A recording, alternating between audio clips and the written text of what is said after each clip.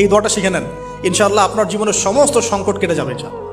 আমি নিজেও এই দোয়াটা বেশি বেশি করার চেষ্টা করি। দোয়াটা হচ্ছে, মুসা আলাইহিস সালাম একটা গাছের নিচে হেলান দিয়ে বসলেন, বসে দেখলেন দুজন মেয়ে দাঁড়িয়ে আছে দূরে, পানি নিতে পারছে না। লোকজন পানি নিয়ে যাচ্ছে, ওরা দাঁড়িয়ে আছে বেচারি। মুসা আলাইহিস সালাম গিয়ে বললেন, কি সমস্যা আপনাদের? তারা বললেন যে আমাদের বাবা অনেক বৃদ্ধ মানুষ, আমরা পানি নিতে পারি না যতক্ষণ না আমাদের কম পানি নিয়ে চলে যায়। তো মুসা আলাইহিস সালাম একটু বললাম না, ফিজিক্যালি খুব স্ট্রং ছিলেন, থাকে না বডি বিল্ডার, সামনে গিয়ে কথা বলে সরো পানি দিতে দাও, তখন মানুষ একটু মূল্যায়ন করে না। তো মুসা আলাইহিস সালাম এভাবে পানি নিয়ে দিলেন এবং বাছুরদেরকে পানি পান করালেন, করিয়ে গাছের নিচে এসে বসে আছেন। বসে বসে তিনি দোয়া করছেন, এই যে দোয়াটা তিনি দোয়া করছেন, রব্বি, একটা নেক কাজ করলেন, নেক কাজ করলেন না, মানুষের উপকার করলেন, নেক কাজ করে এসে গাছের নিচে বসে দোয়া করছেন, আল্লাহ এখানে তো আমার খাবার পানি বাসস্থান কিছুই নাই, আমি কি করব?